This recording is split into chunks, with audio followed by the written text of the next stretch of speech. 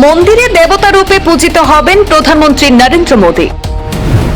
নন biological প্রধানমন্ত্রী শেষ পর্যন্ত মর্যাদা পেতে চলেছেন ভগবানের অবতার আখ্যায়িত করে মোদীর মন্দির তৈরি হতে চলেছে বিহারে। মোদীর মূর্তি স্থাপনের প্রস্তাবে অনুমোদন দিল বিহারের রূপান্তরকামী কল্যাণ পর্ষদ বোর্ড। বিহারে প্রধানমন্ত্রী নরেন্দ্র মোদীকে উৎসর্গ করে একটি মন্দির নির্মাণের উদ্যোগ নেওয়া হয়েছে। শুনলে আশ্চর্য লাগলেও বাস্তবেই ভগবানের মর্যাদা পেতে চলেছেন ভারতের প্রধানমন্ত্রী নরেন্দ্র মোদী। বিহার রাজ্যের রূপান্তরকামী কল্যাণ পর্ষদ এই প্রস্তাবে অনুমোদন দেওয়ার পর বিষয়টি নিয়ে রাজনৈতিক এবং সামাজিক মহলে ব্যাপক আলোচনা শুরু হয়েছে। তবে মন্দির নির্মাণের কাজ শুরু হওয়ার আগে রাজ্য সরকারের প্রয়োজনীয় অনুমতি এবং জমি বরাদ্দের বিষয়টি এখনো বাকি রয়েছে।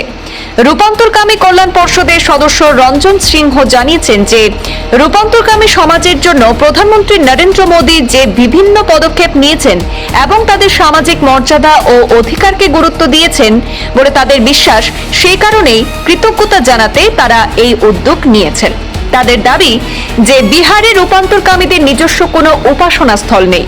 সেই বিষয়টি মাথায় রেখে বোর্ডের বৈঠকে এই প্রস্তাব রাখা হয় এবং উপস্থিত সদস্যদের সম্মতিতেই তা অনুমোদন পায়। তাদের বক্তব্য যে এই উদ্যোগের সঙ্গে কোনো ধর্মীয় উদ্দেশ্য জড়িত নয়, বরং রূপান্তরকামী সমাজের স্বীকৃতি এবং সম্মানকে সামনে রেখেই এই সিদ্ধান্ত নেওয়া হয়েছে।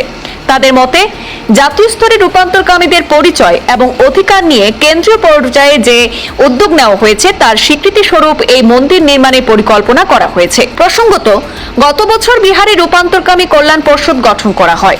সমাজ কল্যাণ দপ্তরের অধীনে পরিচালিত এই পর্ষদের মূল লক্ষ্য রূপান্তরকামীদের অধিকার রক্ষা, উন্নয়ন এবং সামাজিকভাবে ক্ষমতায়ন নিশ্চিত করা। তবে এই সিদ্ধান্ত সামনে আসতেই নানা মহলে প্রশ্ন উঠতে শুরু করেছে। রূপান্তরকামী সমাজের একাংশ এবং কয়েকজন সমাজকর্মী মনে করছেন প্রতীকী উদ্যোগের পরিবর্তে শিক্ষা, কর্মস্থান, স্বাস্থ্য পরিষেবা এবং সামাজিক নিরাপত্তার মতো মৌলিক বিষয়ে আরো বেশি গুরুত্ব দেওয়া প্রয়োজন। এদিকে 2019 সালের রূপান্তরকামী অধিকার সংক্রান্ত আইন নিয়েও নতুন করে আলোচনা শুরু হয়েছে। সমালোচকদের অভিযোগ, পরিচয়পত্র পাওয়ার প্রক্রিয়া এখনো যথেষ্ট জটিল।